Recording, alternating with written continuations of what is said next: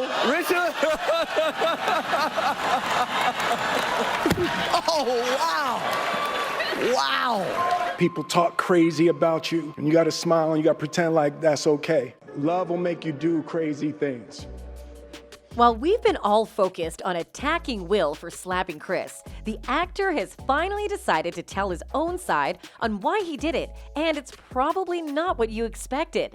Since the legendary Oscar moment where one superstar smacked another in front of several millions of people all over the world, no one's really stopped to consider why Smith did what he did. Was it an out-of-control reaction? Does he have anger issues? After slapping the comedian for making a joke about his wife's baldness, not only did Smith apologize to the Academy, he also took to social media to issue a public apology to Rock. But while the actor has done all of this, that hasn't changed the fact that people think he was in the wrong for smacking Rock. Well, that was the idea until people dug into the actor's past and found out the pair actually have a pretty tumultuous history.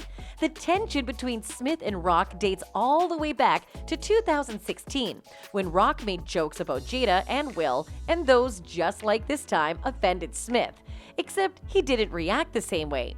At the time, the Oscars featured an all-white acting nominations list for the second year in a row, causing a massive uproar that saw a lot of A-list celebrities boycotting the award show. Because of this and a couple of other reasons at the time, Jada announced that she was also boycotting and wouldn't be attending the awards ceremony via a video, where she took jabs at Rock while calling him a friend. As thanks, Rock made a joke about Jada and her video in his opening monologue as the host of the 2016 award show. "Jada's gonna boycott the Oscars?" he asked the crowd. "Jada boycotting the Oscars is like me boycotting Rihanna's panties. I wasn't invited." Although as a comedian, this is his job, and while making fun of the fact that Jada wasn't headed to the award show to win any awards in the first place was a quality joke, making fun of her illness might have been a step too far, and several fans agreed to this fact. One user on Twitter stated that they didn't get the fuss and why everyone was taking Rock's side when he clearly messed up. Why is it that everyone is on Chris Rock's side when he clearly did feel bad about talking about Jada's condition with hair loss? Like it was funny, and clearly it was not. Another user agreed, saying that people cannot dictate how others react to situations, just like in the case of Rock and Smith. You don't dictate how people react to situations or expressing their emotions. He was hurt about Rock dissing his wife, and that's the way he wants to go about it. A third user also stated that her partner would have done the exact same thing because she is currently dealing with a disability and know how it feels. She wrote, "As a woman with a disability, I appreciate your father's actions. Medical conditions should never be the butt of a joke. My partner and I talked about it this morning, and he would have done the same thing had it been me. He said it'd be worth the charge. Kudos to your dad. Hashtag stop ableism." Even after all these takes, several people still stood on their belief that Smith acted out of line, which was what led to fans doing some more digging and finding out some pretty unexpected information about both Smith's and Rock's pasts. In the days following the altercation at the Oscars, we learned that both Will Smith and Chris Rock were victimized by repeated bullying, violence, and threats during their childhoods. For Rock, it was mostly bullying by the older and bigger kids when he was young, and recently, the comedian even spoke about this. Talk about timing. Speaking on the episode of Fly on the Wall with Dana Carvey and David Spade, Rock recalled, "Half of the bullying was because I was just a little guy. Then I got bused to school, and the bullying was because I was a little guy and I was black. I was getting double bullied." He then revealed that it got so bad to the point where he thought it was high time to retaliate.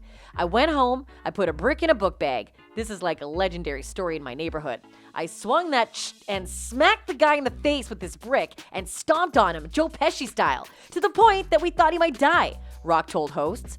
"Long story short, from that day on, as my shrink puts it to me, you've been scared to be angry ever since," he said. "The guy you saw was bending over backwards to be nice because I was so scared of my anger." He went on speaking about a session with his therapist right after the incident. The comedian revealed he was told a bitter truth about his life. This guy brought something out in you, and you're so scared of that thing coming out of you again that you let the whole world walk all over you. Talk about his current state of mind, he said. I'm not scared of letting people know how I feel about certain things, he shared. Now I can say, hey, I don't like what you said to me, without losing my head, without hitting someone on the head with a frickin' brick. And while Rock obviously handled things as someone that's healed from their past trauma, the same cannot be said about Smith. However, it is worth noting that his trauma was significantly different. In 2021, Smith wrote about his childhood trauma in his memoir, Will. In it, he revealed a dark part of his upbringing and the complicated relationship he had with his late father, which might still have an effect on him today. Smith stated that the persona he puts on as a Hollywood A-lister is meant to hide the fact that he feels he is a coward. According to the actor, those feelings stem from the defining violent moments from his childhood. I was probably 9 and I watched my father beat up my mother, Smith confessed. The actor went on to talk about how he could have helped his mother but didn't do anything at the time, which further made him feel like a coward.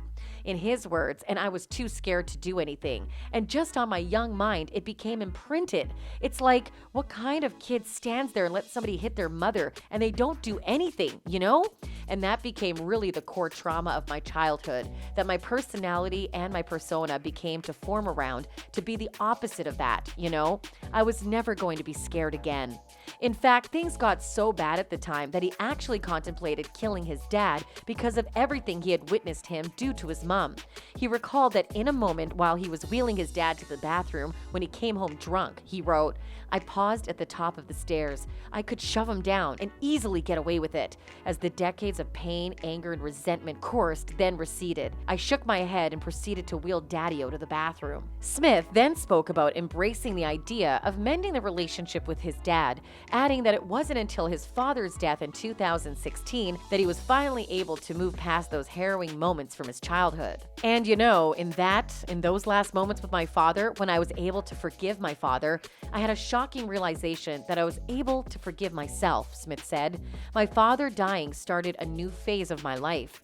Now, all of his trauma with his father, coupled with dealing with the discourse of his open marriage with his wife being on social media, might have had a hand in him losing control and smacking Rock. But then he did mention in his book that he had been working on his anger problems. However, based on his reaction we saw at the Oscars, it doesn't seem like he's made major progress with his anger problems. Now, the million-dollar question remains. Do we give Smith a pass for defending his wife's honor, which was the case he attempted to make when he won the Best Actor's Oscar for his performance as King Richards in King Richard about Serena and Venus Williams' father? Or is it finally time for zero tolerance of rage? For most users, Smith's behavior is unacceptable in every sense of the word, and a lot of people were pretty vocal about this stance. A Twitter user who also happens to be a comedian wrote, "Where does it stop? Where does it start? Can the men who threaten me with rape for some of my jokes that offend them rape me now? What kind of violence is acceptable? Who decides what is offensive? I'm genuinely curious how it's going to be done from now on." Another user who also happened to feel the same way wrote, "Everyone can be wrong when it comes to telling jokes. Nobody is perfect. But I feel sorry for Chris. He doesn't deserve to be humiliated like that in front of the whole world. I'm pretty sure the joke wasn't intentional. Will should handle this more wisely." And while people may be right about his reaction being wrong, do we really think it's enough reason to take Smith completely off the acting scene? Tell us what you think. That brings the video to an end. Till next time.